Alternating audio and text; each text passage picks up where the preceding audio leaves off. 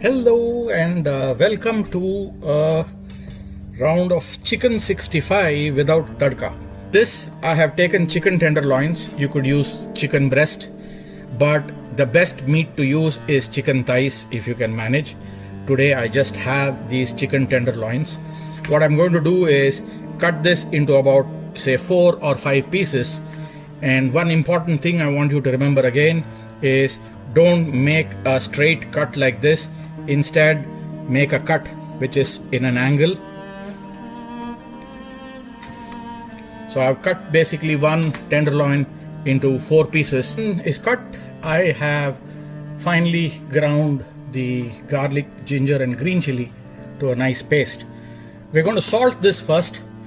To salt this, I normally use this trick. There are about 3 layers of chicken, so I will just salt the top layer approximately, and then go back into one more and go back and salt it a third time. So that's a rough estimation of trying to figure out how much salt do you need given a certain amount of meat or even vegetables.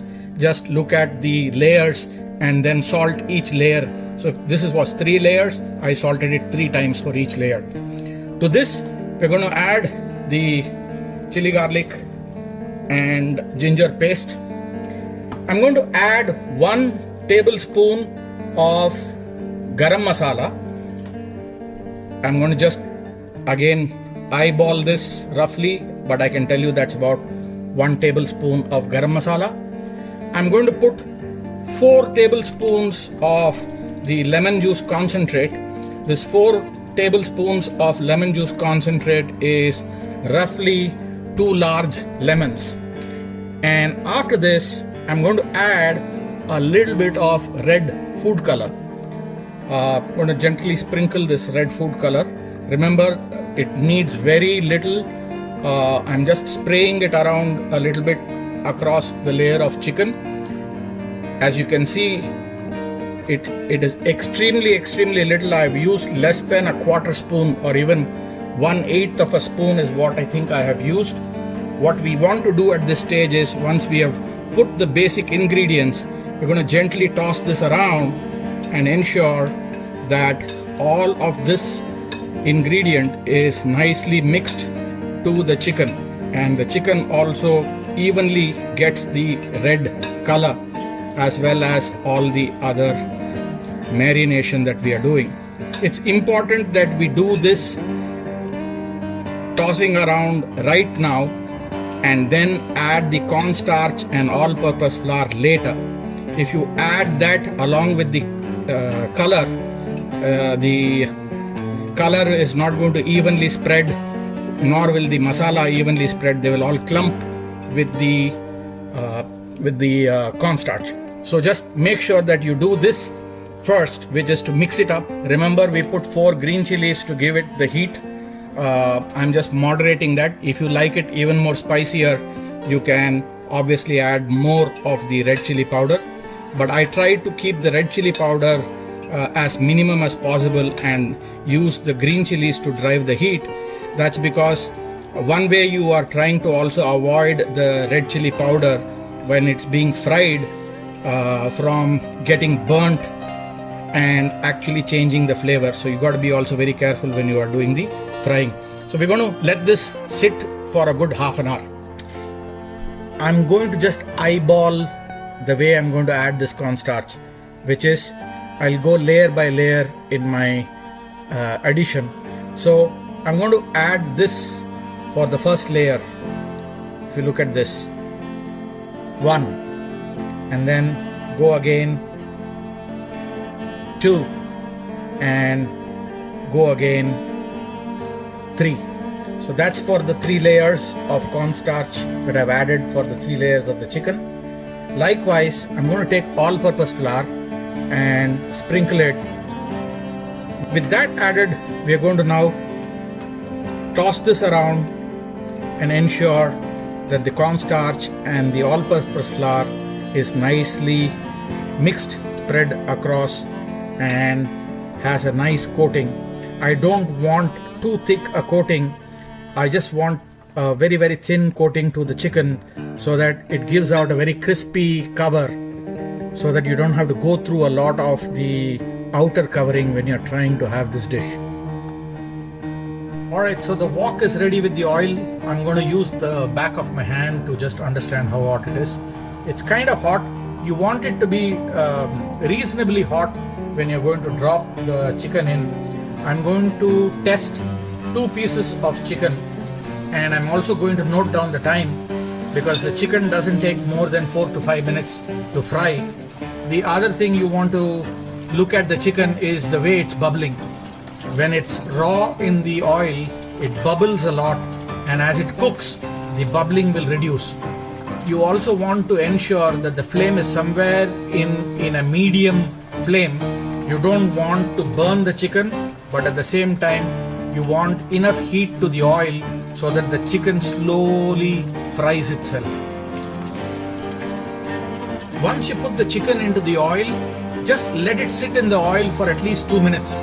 Don't put a ladle in and try to turn the chicken around. That way the coating will bind to the entire chicken and not break up. So give it a good 2 minutes before you flip it around.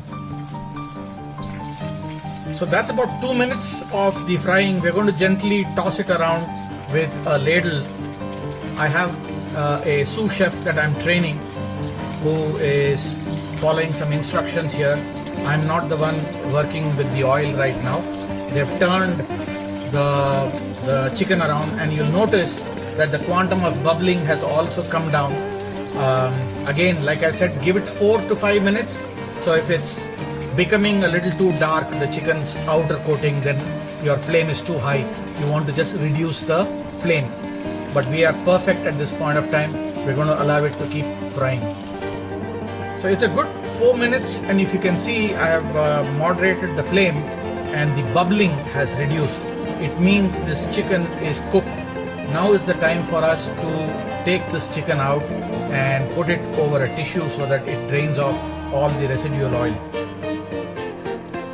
The sous chef is removing the chicken and is going to place it over this tissue. And what we are going to do is allow this to cool for a minute and taste it first. We want to be sure that it's salted correctly, it has the right amount of tang from the lemon and the right amount of spice from the chili powder. Now we're going to taste it in a minute and then decide, do we add anything before we start frying large batches. So we've added some salt, very little of the tang, which is the lemon juice, and added some chili powder. We are good to now start cooking the entire batch. I have taken a note of the time as well, and as usual, like I told you, we're going to wait for the bubbles to come down and also moderate the heat so that this doesn't burn up. I'm going to drop each of these pieces one by one. This is the time for us to gently give it a toss, and what we're going to do is just move it around. It's good. So what we're going to do is remove it out and put it so that it drains its oil off in the tissue. There we go.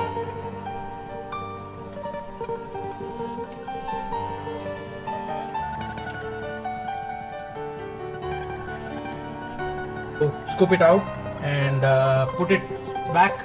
You can see that what we pulled out in the previous batch is already gone. That's what the family here does. It doesn't wait for the tadka. That's why I have stopped doing the tadka for this chicken 65. This is going to be a great dish that you can do and also have your family really enjoy this chicken 65 dish. A big batch. We have at least 2 or 3 more to go for the balance of the chicken, and I'm going to start loading the next batch.